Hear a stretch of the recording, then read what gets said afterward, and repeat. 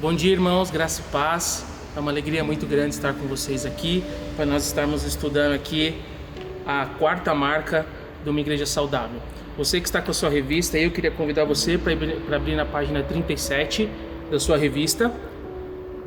E eu queria desafiar você que está sendo muito abençoado por essas aulas de EBD, ouvindo o pastor, o Gramoso e o Daniel Santana. Eu queria desafiar você a se aprofundar mais com o livro 9 Marcas de uma Igreja Saudável, que é o livro que gera, ou da onde que veio a revista, tá bom? Então eu queria ficar esse desafio para você aí, espero que você consiga, também tem no Kindle se você precisar, e aí você consegue adquirir e ler, tá bom? Nós vamos para a lição número 6, mas é a quarta marca, tá bom? Então a quarta marca é a conversão, e aqui eu vou ler a marca em uma frase, tá bom? Que o autor colocou. Pela obra regeneradora do Espírito, o pecador nasce de novo e responde em arrependimento e fé, convertendo-se com toda a sua vida da autojustificação para a justificação de Cristo, do domínio do ego para o governo de Deus, da adoração de ídolos, para a adoração a Deus. Vamos orar? Senhor Deus e Pai, muito obrigado por mais um dia, por mais uma oportunidade de estudarmos a Tua Palavra, Pai. Que essas marcas que nós estamos estudando, seja ela a pregação expositiva, a teologia bíblica, o evangelho e agora a conversão, que elas possam ser marcas da nossa igreja, Pai, em cada um dos seus membros, e que com isso consigamos glorificar o Teu nome em todo o tempo. É isso que eu te peço, em nome de Jesus, amém. Bem, o Dever ele começa com uma pergunta muito interessante. Aí se você puder virar a página da introdução que fala assim, ó, qual é a diferença entre o cristão e o incrédulo? Isso aí fica muito confuso, porque ele começa a falar que muitas vezes parecem que os dois professam a mesma fé, que às vezes ele tem dificuldade de saber o quanto que é um, quanto que é outro, porque tem muitas pessoas que dizem que vivem a fé cristã. E ele vai começar a trabalhar para nos ajudar a fazer com que essa diferença seja quebrada, tem uma diferença entre os que são realmente salvos e aqueles que não são, aqueles que têm a marca da conversão. Uma coisa muito interessante que nós podemos começar a analisar é saber que existem alguns tipos de cristãos no nosso meio. Então, por exemplo, existe aquela pessoa que diz que ama a Deus, mas ela não estuda a palavra de Deus.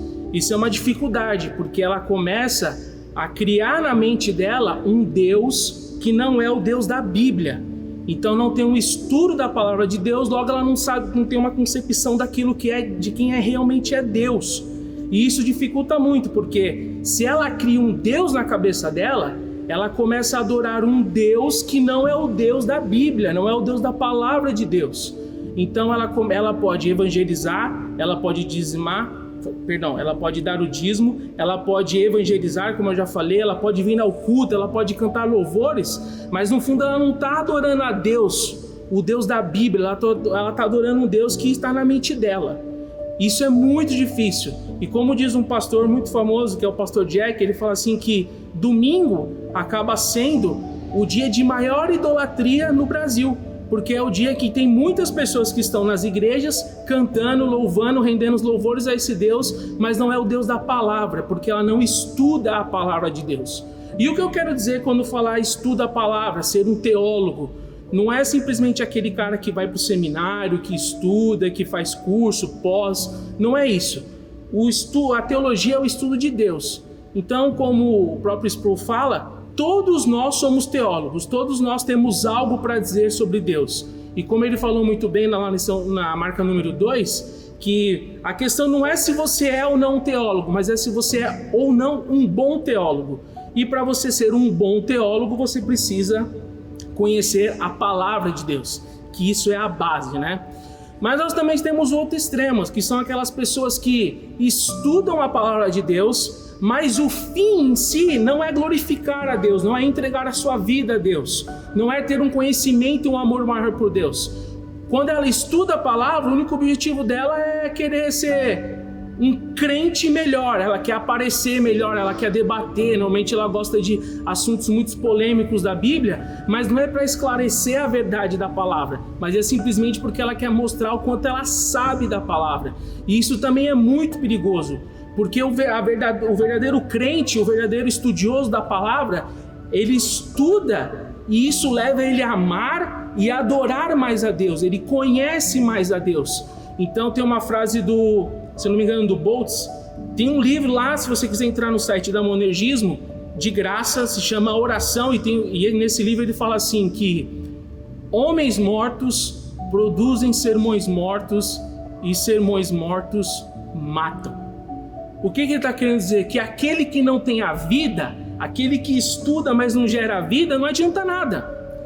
Ele continua morto e tudo que ele produz continua sendo morto. E isso também é muito ruim, mas tem aquela pessoa que estuda a palavra de Deus e esse estudo da palavra leva ela a adorar, a se prostrar e reconhecer quem ela é. E isso é muito importante. Então, não é só emocional, nem é só teórico, ele é prático, ele é real, é um impacto que faz diferença na vida da pessoa. E isso é muito importante, porque o que acontece? Normalmente, quando as pessoas olham e falam assim, esse cara aqui só está querendo estudar a palavra, só querendo ir na mente dele, está muito limitado. E aí tem a crítica. E aquela outra pessoa olha e fala assim, mas você estuda a palavra, mas você é arrogante, eu não vejo frutos na sua vida. O verdadeiro teólogo, o verdadeiro que estuda a palavra de Deus, é aquele que realmente conhece, que se prostra, e o evangelho toma conta de todas as áreas da vida dele. Sejam espiritual, emocional, mental, coração, tudo faz parte. Mas nós precisamos estar embasados na palavra de Deus. E é muito importante isso, se a gente fizer uma pequena análise aqui nessa introdução, se você pegar o profeta Abacuque, por exemplo, ele foi um profeta que recebeu uma mensagem de Deus, que Deus estava falando que iria destruir o povo, iria castigar o povo através de um outro povo que era mau, e o profeta Abacuque ficou totalmente atordoado. Ele não entendeu, ele questiona, ele pergunta, ele faz perguntas a Deus, porque o seu intelecto não conseguia compreender aquilo que Deus ia fazer. Mas tem um certo momento que ele fala assim, apesar de toda a situação, ele fala lá no final do capítulo 2, ele fala, eu ficarei firme na torre de vigia. O que ele estava querendo dizer? Por mais que a minha mente não entenda, por mais que os meus sentimentos não sejam bons, porque eu não estou entendendo porque o Senhor está querendo destruir o povo, por mais que tenha toda essa situação, eu ficarei firme no Senhor. E o que acontece é que no final o profeta Abacuque coloca um salmo ali, uma música linda que fala, ainda que a figueira não floresça e não haja frutos, eu me alegrarei no Senhor. Que nós cantamos até essa música aqui na igreja. O que aconteceu? O profeta estava embasado na palavra que ele tinha de Deus, e isso sustentou o profeta para que ele tivesse uma nova percepção da grandeza e do amor de Deus. E é isso que nós devemos fazer, nós devemos fundamentar a nossa vida na palavra de Deus, para que nós possamos viver grandes coisas e adorar a esse Deus. E o que tudo isso tem a ver com a aula conversão? Quer dizer que para nós conseguirmos viver esse evangelho, que é firmado na Bíblia, nas Escrituras, há necessidade de ter uma conversão. Há necessidade de termos uma vida direcionada para Deus. E isso é muito importante. E o autor aqui, ele começa a falar que você ir no púlpito, você ir para frente, você levantar a mão, você repetir uma oração, você vir responder um apelo, isso podem ser coisas que podem dizer que você tomou uma decisão por Jesus. Mas isso não quer dizer necessariamente que você tomou essa decisão. E ele faz uma crítica a um pouco de apelo que há nessas coisas, porque ele diz que o que importa é a decisão que a pessoa toma no coração. E o que a gente precisa entender é que o conceito judaico de adoração é que é o mais profundo, é o mais íntimo da pessoa. Então aquilo que ela decide no mais íntimo, no mais profundo do seu coração, é isso que determina se ela realmente é uma pessoa que é convertida ou que não é, ou que não tomou uma decisão por Jesus. E ele levanta alguns questionamentos. Se você virar aí, página 38, no terceiro parágrafo, ele fala assim: mas então, o que é conversão? Ele fala: será que afirmar crer em Deus? E aí ele responde falando: Tiago afirma que não, que até os demônios fazem isso. Não só isso, eles tremem. Está lá em Tiago 2,19. Aí ele faz outra pergunta: será que é concordar mentalmente com a mensagem cristã e afirmar que Cristo é o Senhor? E aí ele responde novamente: Jesus diz que não, que muitos naqueles dias hão de dizer: Senhor, Senhor, mas que nunca os conheceu. Está lá em Mateus 7, 21 e 23. E uma última pergunta, uma última questão que ele levanta é: será que ser membro de uma igreja, isso é o que resolve? E ele fala assim: não, não é não. Pois Paulo fala sobre os falsos irmãos, lá em 2 Coríntios 11, 26, quando Paulo está colocando algumas questões, algumas dificuldades do seu ministério, ele levanta essa questão de falsos irmãos lá no finalzinho do texto. Então, nós precisamos buscar entender biblicamente o que é uma conversão. O que é isso? O que caracteriza essa marca? E quando nós vamos para a Escritura, o primeiro passo é reconhecer o nosso estado, como nós estamos perante Deus. E aí, eu vou pedir para que você prepare a sua Bíblia, porque nós vamos ler alguns textos, e você vai ver que a nossa situação perante Cristo é muito complicada. Bem, desde lá do Jardim do Éden, lá em Gênesis 3, nós vemos a queda do homem e da mulher. E isso gerou grandes marcas, né? Eu e você, nós nascemos em pecado por causa disso, né? Como diz lá o texto de Salmo 51, 5, fala: eu nasci na iniquidade e em pecado me concebeu a minha mãe. Então nós já nascemos em pecado. Um outro problema que nós vemos isso está lá em Romanos 5, 18 a 19, quando ele fala que se tornarão pecadores, por causa da queda de Adão, os homens se tornaram pecadores se tornaram pecadores e veio o juízo sobre todos os seres humanos para condenação. Romanos 5, 18 e 19. Nós fomos concebidos em iniquidade, como acabei de ler em Salmos. Nós estamos mortos em nossos delitos e pecados, andando segundo o curso deste mundo, o diabo, a inclinação da carne, dos pensamentos caídos. Então nós já estamos em pecado. Você pode abrir lá em Efésios.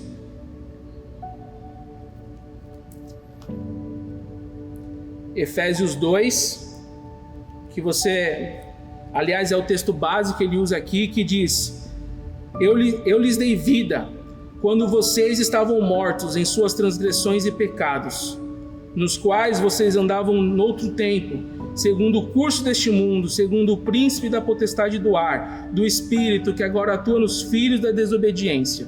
Entre eles também nós todos andamos no passado, segundo a inclinação da nossa carne, fazendo a vontade da carne e dos pensamentos, e éramos por natureza, filhos da ira, como também os demais. Então nós estávamos condenados, nós éramos filhos da ira, nosso coração era duro, resistente a Deus, extremamente enganoso e desesperadamente corrupto. Lá em Jeremias 17, 9. Lá em Jeremias 17, 9, eu vou abrir. Diz: enganoso é o coração, mais do que todas as coisas, e desesperadamente corrupto. Quem poderá entendê-lo? Nosso coração é corrupto também. Também nós temos aqui que a nossa mente está obscurecida de entendimento, invisível. Lá em Efésios 4, 18 e 19 diz: tendo seu entendimento obscurecido, separados da vida que Deus concedeu, por causa da ignorância em que vivem, pela dureza do seu coração, tendo se tornado insensíveis, eles se entregaram à libertinagem para, de forma desenfreada, cometer todo tipo de impureza. Então nós estamos cegos também pelo diabo. Lá em 2 Coríntios 4,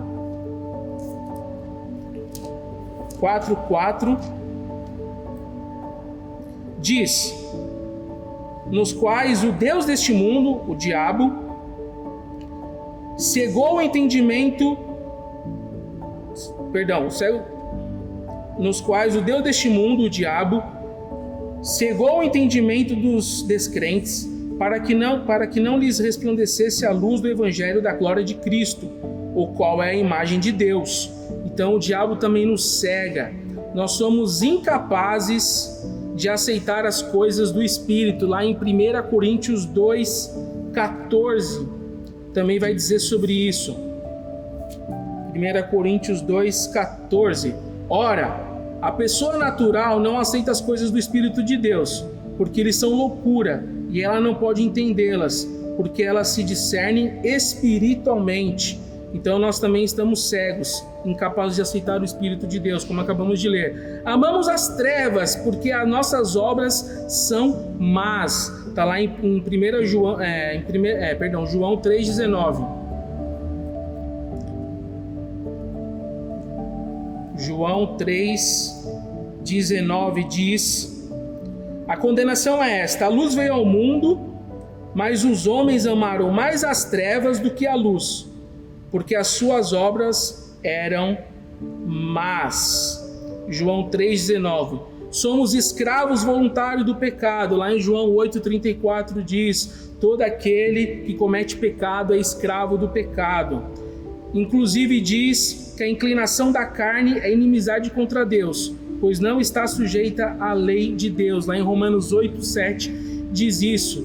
Então é uma situação que nós estamos cegos, nós estamos em pecado, nós temos a ira do Senhor. Então nosso estado perante o Senhor, perante Deus, baseado nesses versículos que lemos, se você quiser ter um entendimento melhor, você pode reler esses versículos que está no primeiro parágrafo. Nossa situação perante Deus, ela é triste, é devastadora. Nós não temos como, perante a nossa condição humana, de nos voltarmos para Deus. Então você vai ler no segundo parágrafo, que ele diz assim: nem pode estar, usando o finalzinho de Romanos 8,7. Que palavras duras! Não há condição daqueles que estão na carne saírem por si mesmos dessa inclinação de inimizade contra Deus.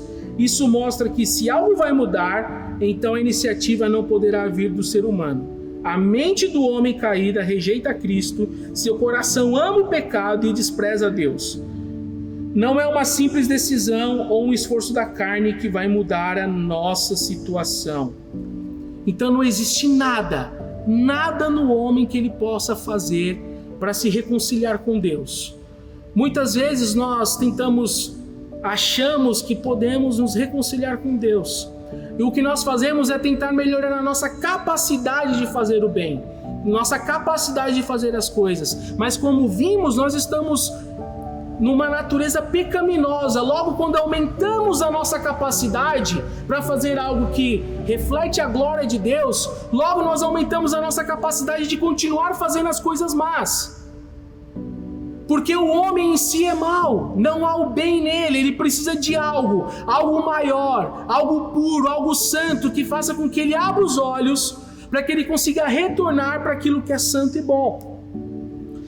Deus precisa agir poderosamente, no terceiro parágrafo. Se o que nasce da carne é carne, então precisamos nascer do alto, nascer do Espírito, nascer de novo, que é o que está lá em João 3, de 1 a 15. É interessante quando nós lemos essa história de Nicodemos, parece que Deus está sendo até meio arrogante, né? Que ele está lá fazendo, e chega um homem e fala assim: nossa, o Senhor está fazendo milagre, não sei o que lá, e Jesus vira e fala: tem que nascer de novo, né? Então parece que Deus está sendo meio duro, mas se você for lá no final do capítulo 2, lá está dizendo que Deus conhecia a intenção do coração dos homens, mas o próprio Jesus não confiava neles, porque ele conhecia o coração. Então Deus conhece o coração dos homens, Deus conhece o que há dentro de nós, e é por isso que lá no final do capítulo 2 tem essa frase, logo depois vem a história de Nicodemos, ele fala: você tem que se converter, você tem que nascer de novo. Então é muito interessante essa passagem. E aí ele fala, né? Enquanto estávamos mortos em nossas transgressões, Deus nos deu vida juntamente com Cristo, está em Efésios 2:5. Este novo nascimento não vem de nós, mas é pela graça que somos salvos, pelo movimento soberano do vento do Espírito, não por obras de justiça praticadas por homens, mas segundo a sua misericórdia. Ele, Deus, nos salvou mediante o lavar regenerador e renovador do Espírito Santo, que Ele derramou sobre nós ricamente por meio de Jesus Cristo, nosso Salvador. É muito interessante que nós precisamos desesperadamente de Deus. Nós precisamos que Ele nos converta. Nós precisamos que Ele estenda a mão para nós, para que nós possamos nos voltar a Ele. Como diz lá em Ezequiel 36:26. Ezequiel 36:26 diz: Eu lhes darei um coração novo e porei dentro de vocês um espírito novo. Tirarei de vocês o coração de pedra e lhes darei um coração de carne. Isso é Deus nos falando. E lá em Jeremias 31, só você voltar um pouquinho. Jeremias 31, 33 diz a mesma coisa. Porque esta é a aliança que farei com a casa de Israel depois daqueles dias, diz o Senhor. Na mente lhes imprimirei as minhas leis, também no seu coração as escreverei. Eu serei o seu Deus e esses serão o meu povo. Então Deus nos dá um novo coração, Ele grava a sua lei em nós, que é como lemos aqui em Jeremias, e resplandece sobre ele a sua luz, para iluminar do conhecimento da glória de Deus na face de Cristo. Deus nos dá um coração para entender, olhos para ver, ouvidos para ouvir as maravilhas da salvação. Lá em Deuteronômio 29:4 diz: Mas até o dia de hoje o Senhor não deu a vocês um coração para entender, nem olhos para ver, nem ouvidos para ouvir. Está escrito lá, essa afirmação de Deus. Deus nos faz novo, nos cria em Cristo Jesus para andarmos não segundo a carne, mas nem no mundo do diabo, mas no caminho das boas obras que Ele nos preparou de antemão, lá em Efésios 2:10. Você pode abrir Efésios 2:10, que diz: Pois somos feituras dele, criados em Cristo Jesus para as boas obras, as quais Deus de antemão preparou para que andássemos nela. Virando a página, diz: e com o entendimento dessa glória, obra divina, que Jeremias clama, que foi aquilo que eu conversei com vocês antes. Converta-nos a ti, Senhor, e seremos convertidos.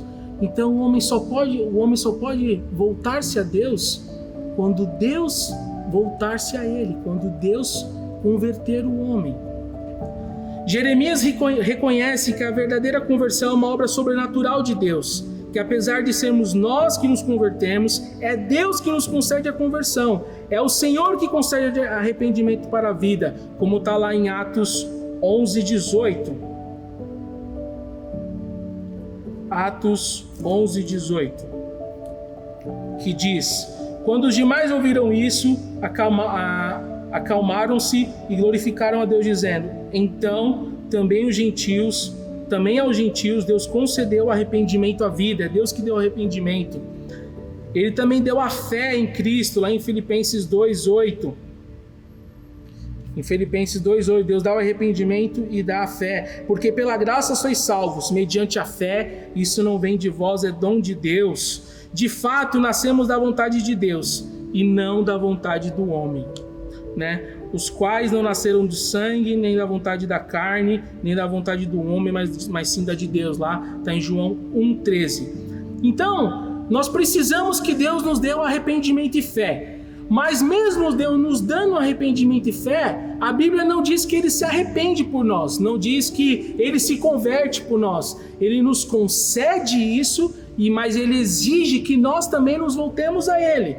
Então, como diz, enquanto Jeremias apontou para a obra de Deus na conversão, Paulo ressalta que também fazemos algo. Isso é no ponto 2. Ele diz que os crentes de Tessalônicas, quando ouviram a palavra, deixaram os ídolos e se converteram para servirem ao Deus vivo e verdadeiro. Está lá em 1 Tessalonicenses 1, de 8 a 9. É Deus que concede o arrependimento e a fé, mas Deus não se converte por nós. Somos nós que nos arrependemos para com Deus e exercemos a fé no nosso Senhor Jesus. Somos nós que rejeitamos o senhorio dos ídolos e passamos a servir ao Deus vivo e verdadeiro. Nossas ações, porém, são fruto e não a razão da fé. Então, o nosso Deus é a razão, Ele é aquilo que nos dá razão para nos convertermos a Ele. Só que a nossa resposta é o fruto disso. Como diz lá em Lamentações, converte no Senhor a ti e nós seremos convertidos. Então o Senhor nos dá o arrependimento e a fé, e nós como resposta viramos para Ele e damos e nos arrependemos e exercemos essa fé. O que acontece da nossa parte na conversão? Como devemos responder ao ouvir as boas novas? Jesus deixa isso bem claro. Devemos nos arrepender e crer no Evangelho. Está lá em Mateus 1, 14 e 15. Este é o resumo que Marcos dá a respeito da pregação de Cristo. Depois, no último parágrafo, diz: é assim que são os arrependimentos. O que são arrependimento e fé? O verdadeiro arrependimento consiste em reconhecer com tristeza o horror e a culpa das nossas transgressões e voltar-se para o pecado e voltar-se do pecado para Deus. A fé salvífica envolve reconhecer, concordar e principalmente confiar em Cristo e na sua obra. Porque ele está falando que é uma conversão que não é só uma conversão para qualquer lugar. Isso, nós nos voltamos, não é só virarmos, mas era virarmos em direção a Cristo. A conversão não é você parar de fazer algum pecado, não é você parar e lutar contra algum pecado, tanto porque nosso coração precisa de um Deus. Logo, se nós lutamos para tirar um pecado somente, logo entra outro para tomar conta. Mas o que ele está falando é que nós nos viramos para Cristo, para a cruz de Cristo, para a obra regeneradora de Deus. É isso que nós devemos fazer. Nós podemos ter como exemplo, por exemplo, o rei Josias, lá em 2 Crônicas 34, quando ele está purificando, quando ele está limpando o templo, ele tira os ídolos de lá. Ele retira aquilo que não agradava a Deus, mas no lugar ele coloca a palavra de Deus, a aliança, ele renova. Isso é muito importante. É bom lembrar que arrependimento e fé são coisas inseparáveis, né? Ninguém pode virar-se as costas do pecado sem voltar-se para Deus. É o que nós estamos falando agora em fé. E não pode voltar-se para Deus em fé sem virar as costas para o pecado. Se alguém rejeitar o pecado, mas não receber a Cristo, cai em outro pecado. Se alguém receber a Cristo e não se arrepender do pecado, não recebe ao Senhor. Foi o que nós conversamos agora. O último parágrafo. Além disso, a verdadeira conversão pode ou não envolver uma experiência emocionalmente intensa. Contudo, ela é evidenciada nos seus frutos. Então é isso que nós estamos falando. Muitas vezes nós colocamos como a questão das pessoas levantarem as mãos, ir na frente, chorar. Essas coisas podem evidenciar, mas o que ele está dizendo é que são os frutos de arrependimento, a busca, como se você terminar de ler, é o batismo, é reconhecer o Senhor como o Senhor e Salvador. Essas coisas são a evidência da conversão. Vamos para o ponto 3, implicações para a igreja. Nós estamos falando aqui de arrepender, de nos voltarmos para Deus, mas o que essas coisas têm a ver com a nossa igreja? Diante de tudo isso, a conclusão é que sem conversão, sem igreja. Olha isso, gente. Sem um povo convertido que nasceu de novo pelo poder do Espírito e respondeu ao arrependimento e fé, não há uma congregação do Messias, há uma assembleia religiosa. O que ele está falando é que nós precisamos, para sermos igreja, termos experimentado a conversão. esse impacto, essa mudança, esse arrependimento em nossos corações. Sem isso nós não somos igreja, que é o que o presbítero Felipe falou numa das últimas pregações dele, das pessoas que crescem, a igreja cresce, mas é como aquela pessoa que toma anabolizante, ela pode crescer por fora, mas por dentro ela não cresce, ela não tem força. Isso são quando a igreja são formadas de pessoas não convertidas. Ela está cheia, ela está lotada, mas não é o que representa a Cristo.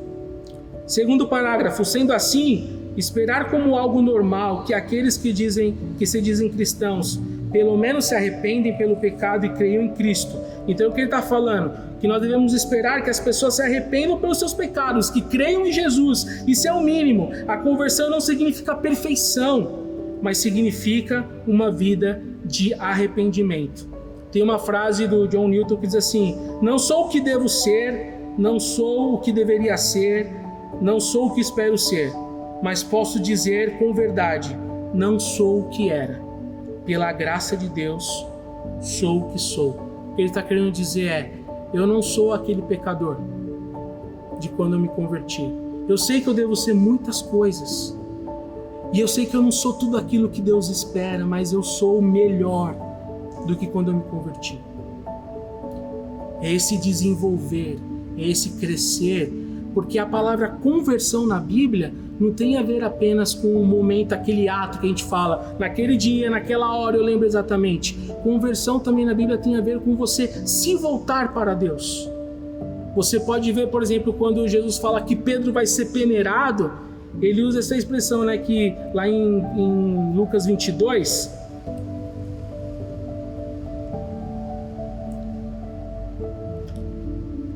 lá em Lucas 22 ele diz assim, 22:32, eu porém orei por você, para que a sua fé não desfaleça, e você, quando voltar, essa palavra voltar, ela é usada, é a mesma palavra que é usada para arrependimento, para conversão. Se você for ler outros textos da Bíblia, é a mesma palavra em grego, que quer dizer essa mesma coisa. Então esse se arrepender, esse se converter, esse voltar, ele tem um momento da conversão, mas também tem o tempo todo que você vai se convertendo, que é o arrependimento também, e por aí vai. Devemos resistir a um impulso do crescimento numérico. Nosso alvo é ver mais pessoas na glória, e receber em membresia pessoas não convertidas não vai aumentar esse número, só vai inchar nossa igreja com bodes que não amam a Deus e seus filhos, não estimam a Cristo e o seu Evangelho e não desejam a santificação e a obra do Espírito. É impossível pastorear lobos. Então, nós estamos vendo que para nós sermos uma igreja e que vai desenvolver todas as outras marcas, como a próxima, que é a evangelização, depois nós teremos a marca da disciplina.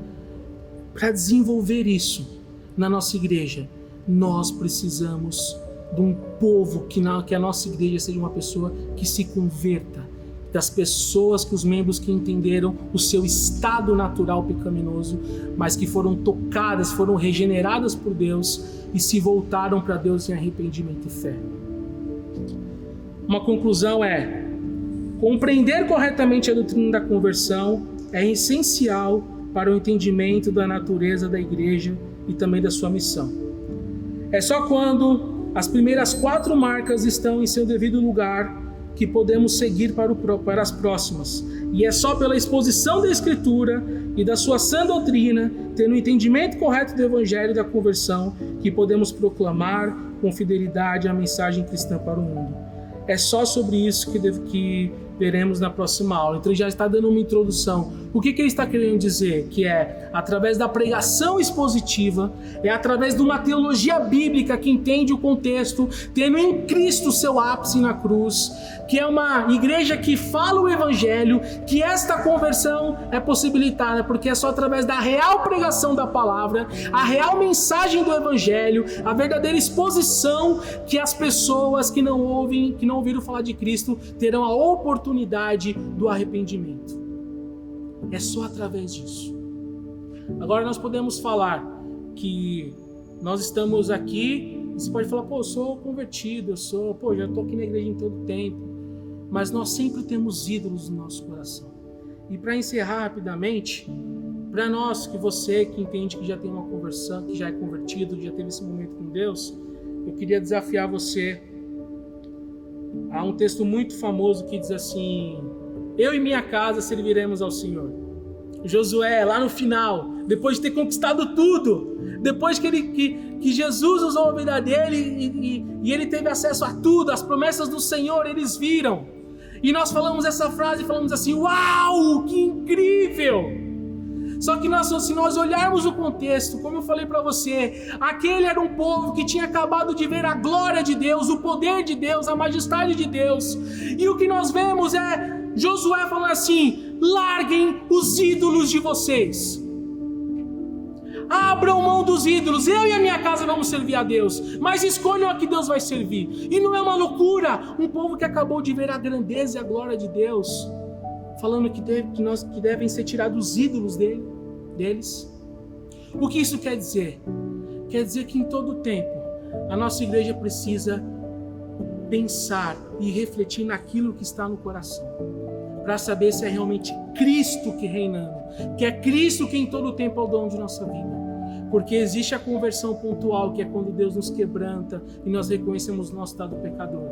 Só que também existe a conversão, como eu falei, que ela é uma conversão diária e que os ídolos vão sendo quebrados.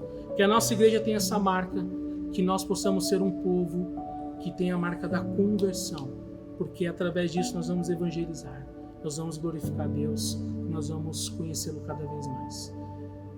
Senhor, que Deus te abençoe. Eu vou orar para que nós possamos encerrar. Senhor Deus e Pai, muito obrigado, Pai, pela oportunidade de estudarmos a Tua Palavra. Muito obrigado pelo privilégio, Pai. Que nós possamos nos converter, que nós possamos nos quebrantar, nos arrepender, porque isso é um sinal do Teu amor, Pai. Como o Senhor falou lá em Oséias, com laços de amor eu te envolvi. Com laços de amor, é o Teu amor que nos faz enxergar, que nos faz ver o quão estamos distante de Ti.